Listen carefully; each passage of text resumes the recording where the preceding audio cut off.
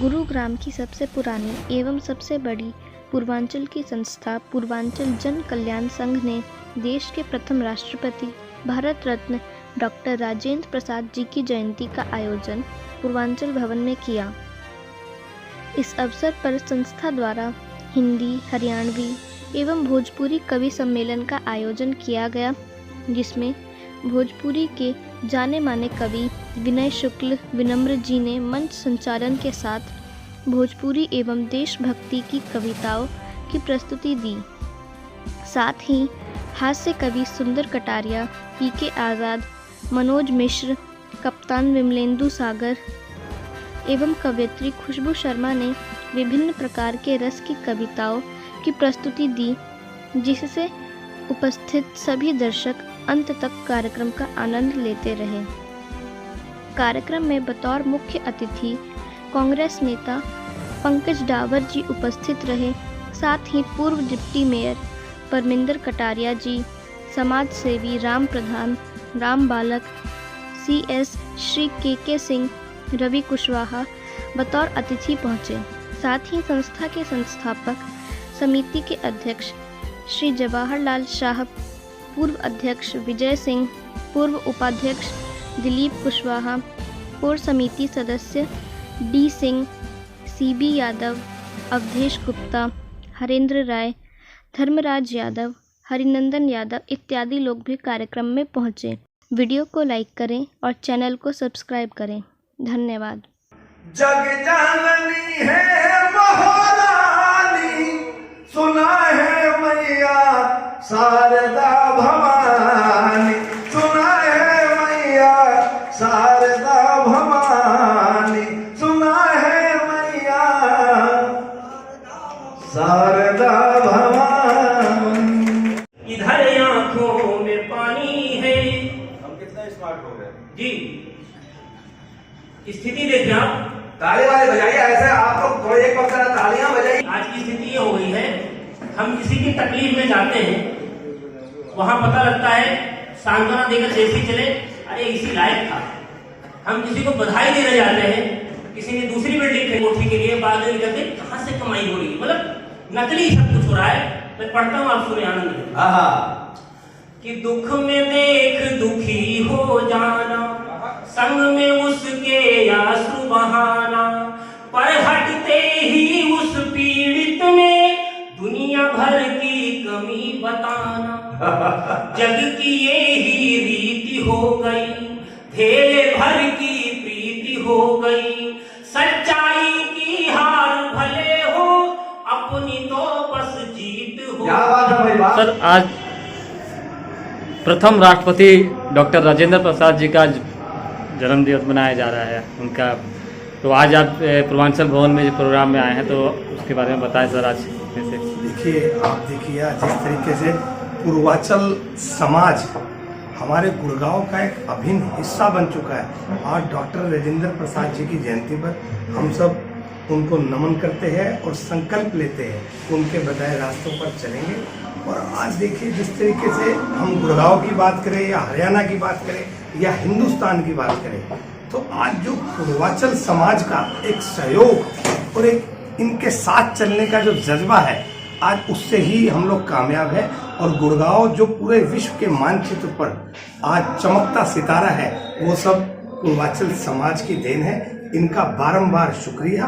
और आज हम ये प्रण लेते हैं कि राजेंद्र प्रसाद जी के बताए हुए रास्ते पर चलकर और कामयाबी की ओर बढ़ेंगे और देश की उन्नति में भागीदार बनेंगे। सर, इस संस्था के प्रति आपका क्या सहयोग रहेगा?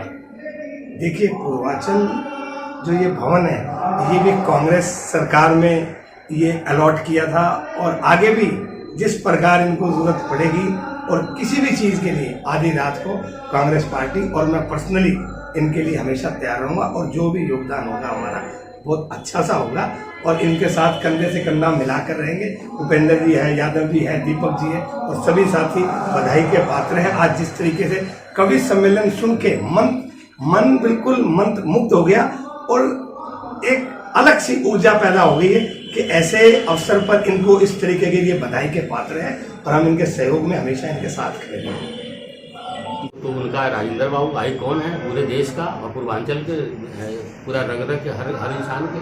और हमारा पूरा जैसे हम अपने बच्चों को जन्मदिन मनाते हैं और उन्हीं को देख के हमारे सारे पूरे परिवार पूरे समाज जो आज हो रहा है, तो ये तो मेरे सौभाग्य की बात है। और पूर्वांचल जन कल्याण संघ सभी छोटा हो बड़ा हो, इस बार हमने कवि सम्मेलन के रूप में और एक मेरे अपने छोटे भाई पंकज जी आज इस बार प्रोग्राम में कहा कि भाई साहब आप भी शिरकत करिए और सबको बधाई देता हूँ।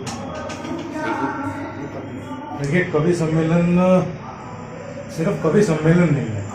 बेसिकली क्या है कि डॉक्टर राजेंद्र प्रसाद जी की जो छवि है और देश के सर्वोच्च पद पे सबसे पहले आसीन होने वाले व्यक्ति थे, हमारे पूर्वांचल से थे, बिहार से थे, तो उनकी छवि पे किसी तरह का कोई दाग नहीं लगा आज तक। और हम लोग भी कुछ ऐसा ही साफ सुथरा कार्यक्रम करना चाहते हैं कि उनकी छवि बिल्कुल उसी तरीके से बरकरार रहे।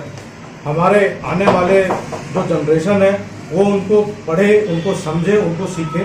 इसीलिए हम लोग हर साल इस जयंती का हम लोग वो करते हैं और हर साल कवि सम्मेलन ही हम लोग करते हैं। और दूसरा, मैं सबसे पहले धन्यवाद देना चाहूँगा हमारे पंकज जी का कि वो आज हमारे पूर्वांचल भवन में आए और इस कार्यक्रम की शोभा बढ़ाई उन्होंने और बैठ के काफ़ी देर से बैठे हुए पूरा प्रोग्राम इन्होंने सुना है। तो इसके लिए बहुत ही मैं पूरे हमारे पूर्वांचल समाज की तरफ से इनको धन्यवाद देता हूँ, बधाई देता हूँ।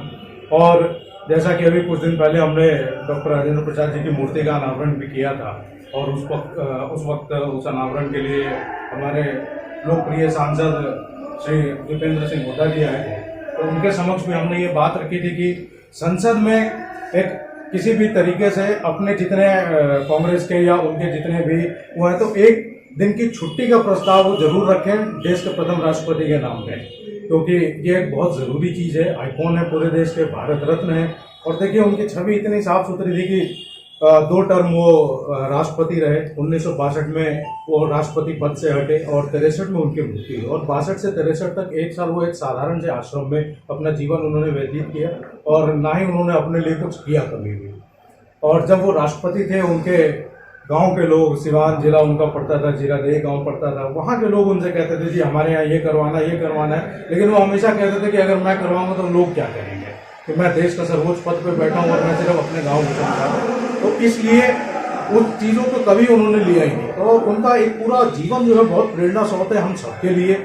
सबसे बड़े स्वतंत्रता सेनानी रहे और गांधी जी के साथ उन्होंने बहुत काम किया। आज़ादी के बाद हमारे संविधान सभा के अध्यक्ष रहे, उस पर उनके विचार बहुत अच्छे रहे। उसके बाद देश के सर्वोच्च पद पे बैठे, उसमें उनकी बहुत अच्छा भागीदारी रही। और उनके लिए कहावत बहुत सारी है कि examinee is better than examiner. कई सारी डिग्रियां थी उनके पास, कई सारे भाषा को वो जानते थे और इस तरीके से वो अपना जीवन व्यतीत करते थे, एक बिल्कुल साधारण से तरीके। तो हमारे लिए बहुत कुछ है उनके जीवन से प्रेरणा लेने के लिए। और मैं गुजारिश करूंगा और पत्र के माध्यम से हमारी संस्था जरूर ये काम करेगी कि पाठ्यक्रम में इन चीज़ों को जरूर लाया जाए ताकि आने वाले बच्चे इनके बारे में जरूर पढ़ें।